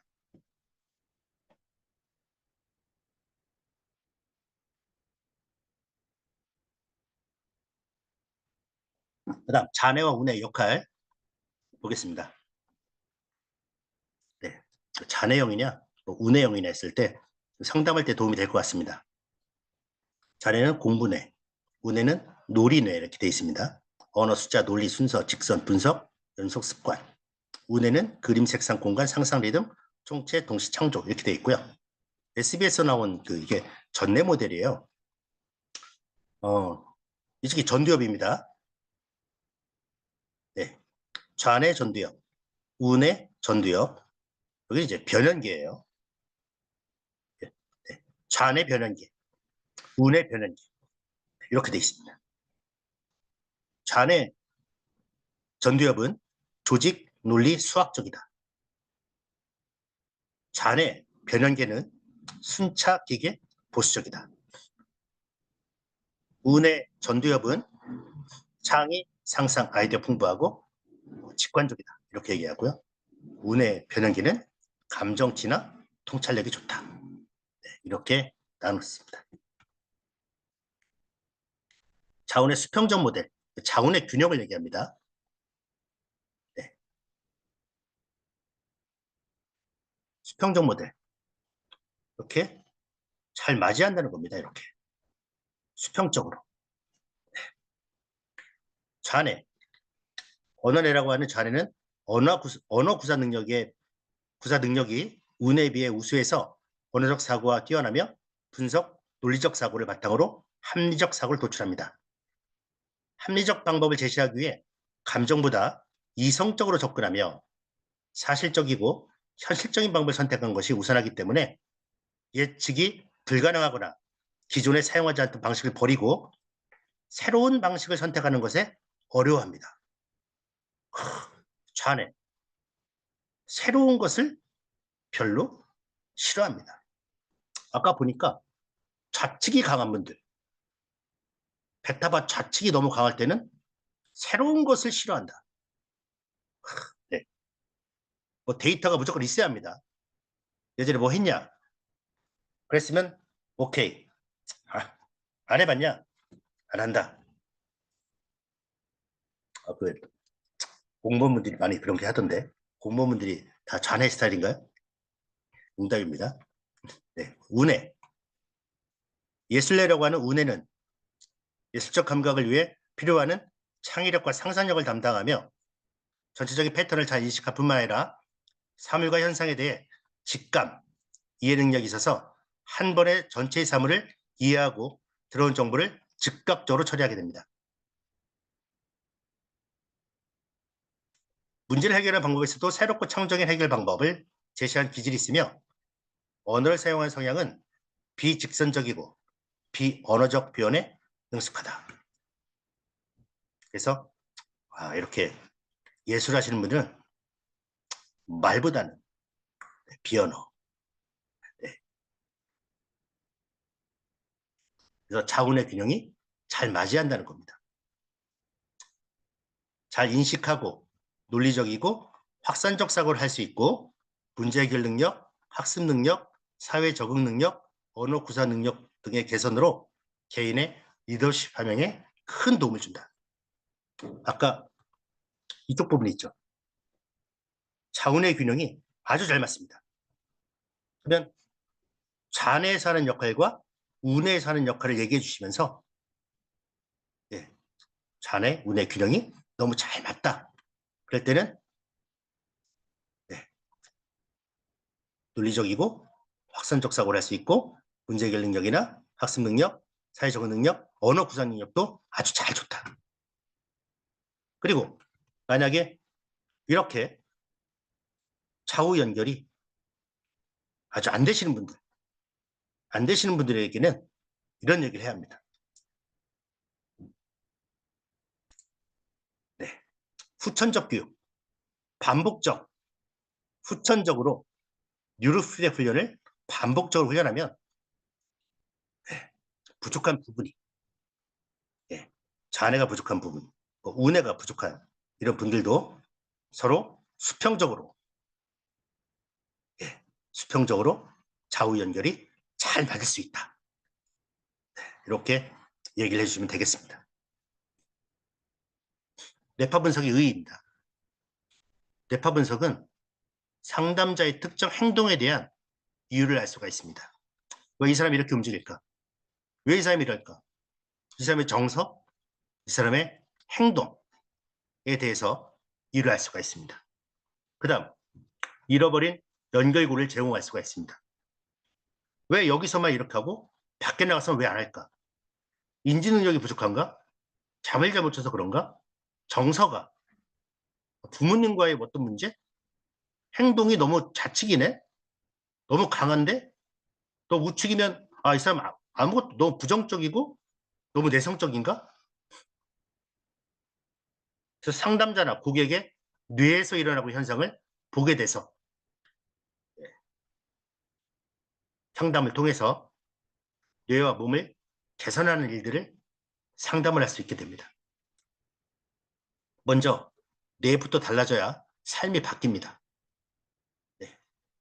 결국 저희가 이렇습니다. 중요한 게 아니라 이런 분들을 어떻게 상담해서 뉴로피드백 훈련을 시켜서 이분들을 변화시킬 것인가 여기에 대한 상담으로 초점이 맞춰져야 합니다.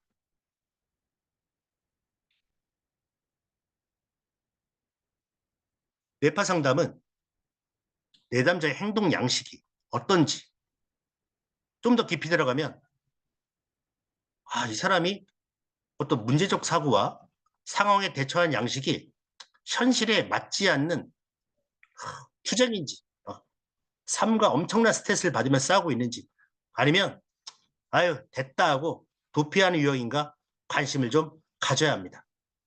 그리고 이게 중요합니다. 몇 가지는 이해만 해주시고 예, 상담을 진행하시면 되고요. 뇌 가소성 원리에 근거해서 개인의 뇌 선호도를 수정하거나 좌측 뇌 아니 우측 뇌도 필요하고 너무 우측이다 하면 좌측 뇌도 필요하고 보완할 수 있다고 얘기를 해주셔야 합니다. 뇌신경세포는 후천적 훈련 경험에 의해 새롭게 조직화되고 회로를 형성하여 신경세포의 구조와 기능을 변화시키는 신경가소성의 기능을 갖고 있다. 뇌는 고정되어 변하지 않는 것이 아니라 다양한 경험과 반복적 뇌파 훈련에 의해 신경세포의 새로운 시냅스망에 신경 네트워크가 다양하게 생성되면서 사고하고 판단하는 기능이 변하게 된다를 얘기해 주시고 뇌 구조까지 변할 수 있다. 예, 이렇게 상담을 해주는 게 목표입니다.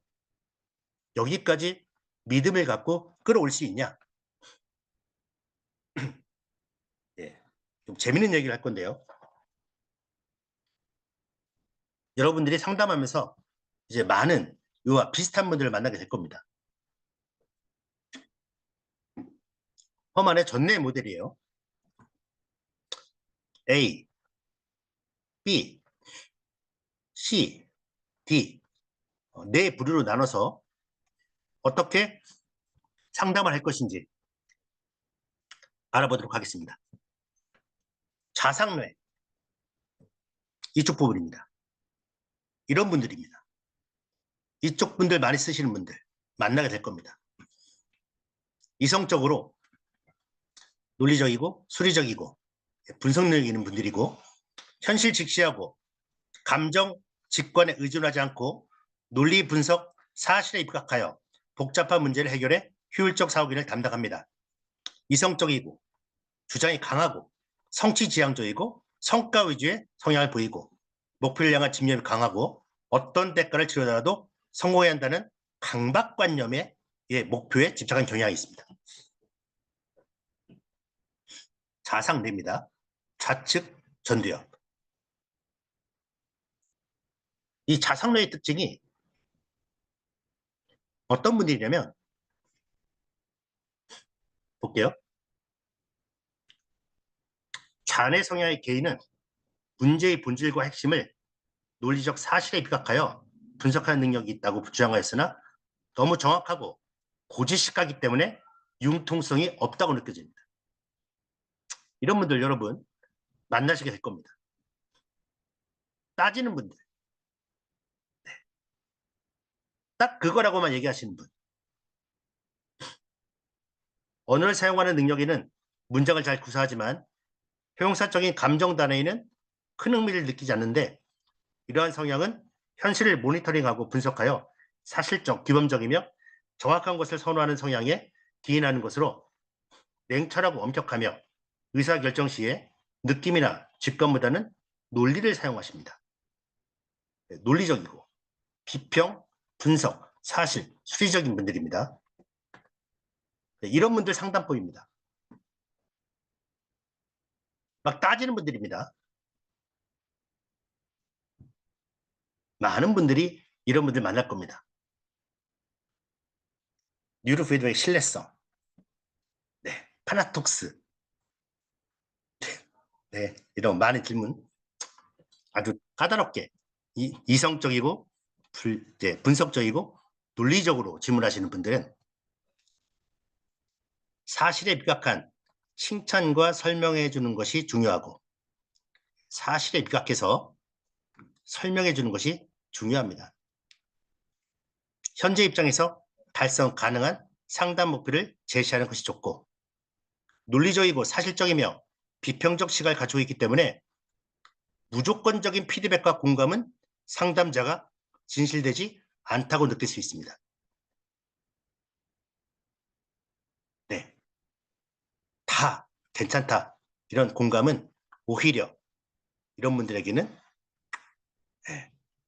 진실되지 않다고 느낄 수 있다. 이론에 박식하고, 자기들이 이론에 박식하다고 생각하기 때문에 형식적이고 추상적 피드백은 신뢰하지 않을 가능성이 매우 높고, 자신의 신념과 다른 피드백이 있을 경우 비판적으로 토론을 하려고 하거나 상담자의 실력에 대해 파악하려고 합니다.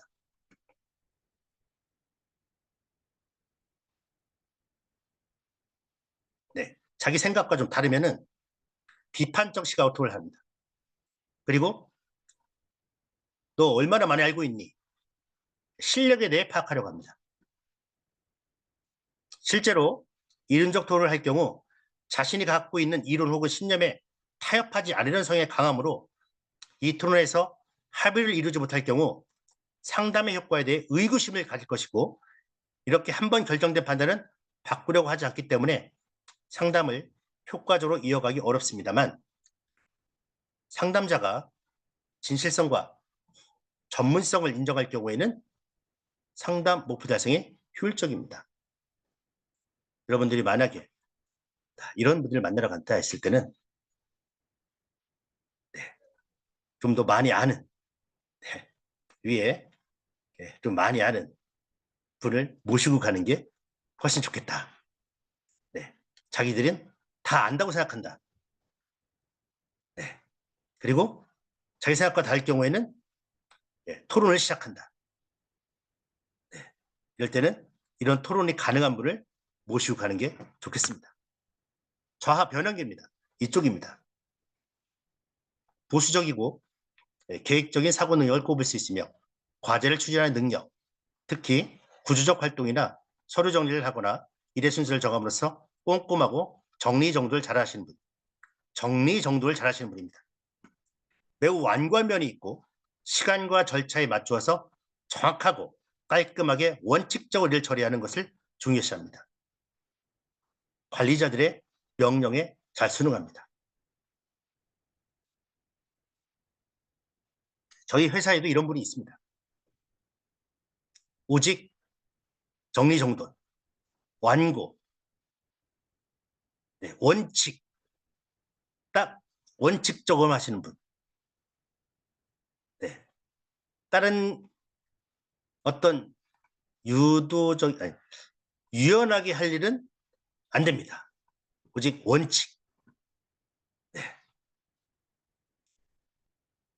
그런 분이 계시죠. 네. 정형화하는 구조적 사고 기능. 네. 좋은 면으로는 언제나 법과 질서, 규범을 잘 지키고 이론에 충실하며 안전을 지향하는 보수적 성향, 계획적 행정의 특성이 있으나 좀 나쁜이 아니죠. 단점으로 생각한다면 상상력이 부족한 구태의연한 사람으로 정의되기도 합니다. 네, 이런 분들 네, 특징이 상담법입니다. 상담실에서 마주하는 자아 변연계 유형 내담자는 깔끔하고 꼼꼼한 성향에 따라 상담실의 환경, 상담자의 자세, 옷차림, 말투 등에 관심을 둘 것이고 이미 시간관념을 설정하므로 미리 상담실에 도착해 있습니다. 네, 2번, 3번, 4번이 중요한데 오늘 상담할 내용과 지난번 상담에서 받은 피드백에 대해 정리를 하고 기억하면서 과제를 수행하려고 노력을 해야 합니다. 만약 상담자가 저번에 했던 얘기에 대해서 기억하지 못할 경우 불신을 받을 확률이 상당히 높습니다. 그래서 상담 기록을 꼼꼼히 정리해야 하고 기록한 상담 내용을 상담 전에 다시 재확인하는 것이 중요하다. 그다음 우측 우상뇌입니다. 네. 전체적으로 직관적이고요. 전체적으로 보려고 하는 거죠. 호기심이 많고 상상력이 풍부하고 미래를 직시하며 어떤 문제에 대해 전체를 포괄적으로 보면서 높은 참여의식을 갖고 팀으로 일하는 것을 지향하고 인간의 가치와 감정을 중요시하지만 모험 정신이 있습니다. 충동적이고 모험적인 성향을 갖고 있고 직관적이란 말은 종합적인 시각으로 바라본다. 이렇게 봐도 되겠습니다. 창의적이고 미래지향적인 해결책을 제시하기도 합니다.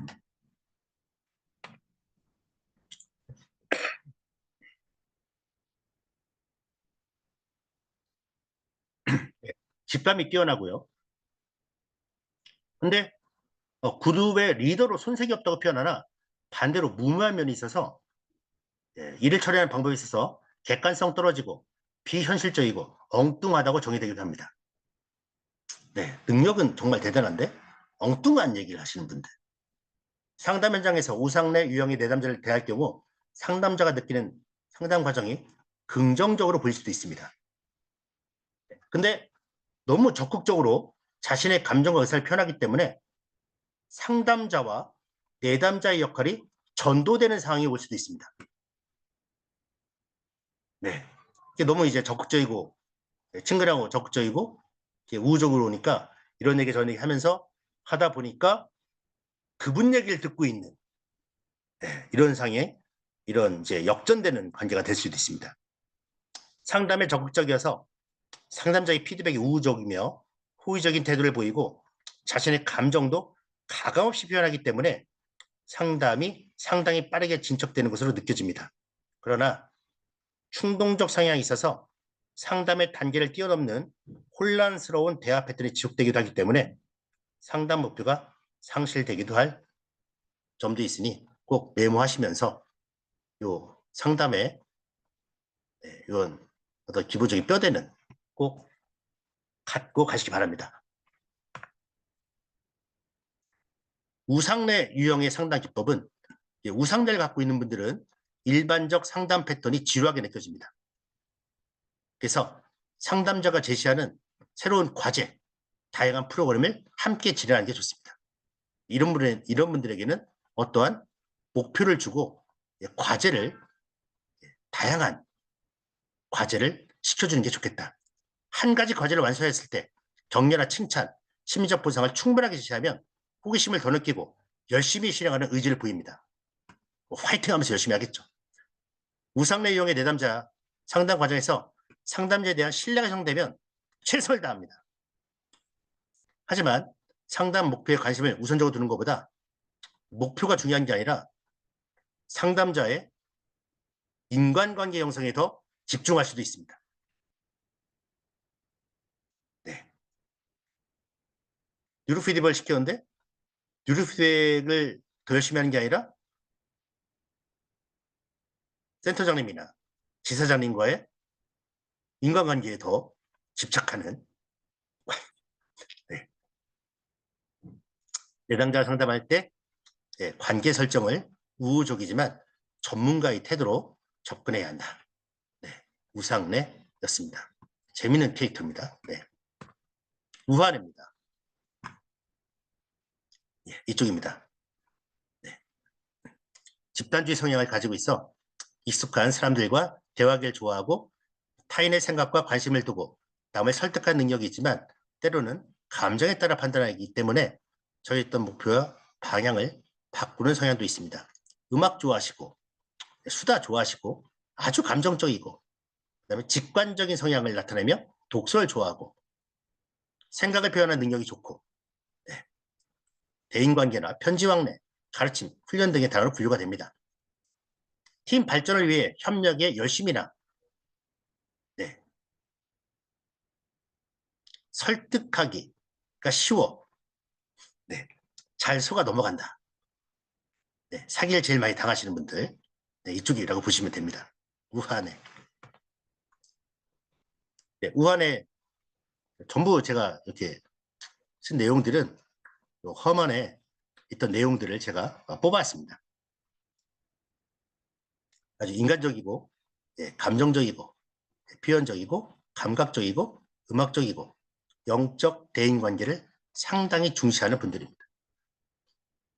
네. 따뜻하고 감성적인 대화를 좋아하는 성향으로 상담자가 자신의 이야기를 끝까지 들어주길 바라는 마음이 강하기 때문에 상담 종료 시간을 잘 지키지 않습니다. 네. 끝까지 자기 얘기를 합니다. 그런데 여기까지만 하겠습니다 하면 이분은 심리적으로 상담이 충분히 이루어지지 않았다는 서운한 느낌을 받을 수 있습니다. 그래서 시간관념이 유연하여 상담 날짜와 시간을 정확하게 지키지 않으므로 이분은 또 시간을 지키지 않고요. 상담자라고 곤란상하게 이르게 하지만 사람을 좋아하는 성향이어서 정서적 교류에 우호적이고 피드백도 잘 받아들입니다. 하지만 이거 해와라. 과제를 이렇게 제시하면 잘 안 합니다. 사람은 착한데 시간 약속도 잘 안 지키고 과제도 안 해요. 네. 과제를 제시할 때는 내담자의 동의를 얻는 것이 중요하고 스스로 달성할 수 있을 정도의 과제를 선택할 수 있도록 배려하고 상담 목표 달성이 천천히 이루어질 수 있도록 끊임없는 격려와 관심이 필요합니다. 상담자가 자신에게 소홀하다고 느낀 순간 상담의 실증을 느끼고 그냥 바로 끝낼 수 있습니다. 인간관계에 대해서 아주 대단히 중요시하는 사람이고 본인이 잘 못해도 잘 안 해도 그냥 웃으면서 넘어가고 그냥 이쪽으로 마주 치우친 분들이라고 보시면 되겠습니다. 그 다음 이제 스트레스입니다. 스트레스는 다음 주에 하겠습니다. 네, 오늘 행동까지 하고요. 시간이 9시가 다 됐습니다. 네, 다음에 이제 스트레스하고 주의해서 행동 성향이죠. ADHD 자폐, 그 다음 뇌균형, 자기조절해서 마지막으로 3부에서 올리도록 하겠습니다. 끝까지 들어주셔서 감사합니다. 질문은 안 받고 오늘 마치도록 하겠습니다. 네, 수고하셨습니다.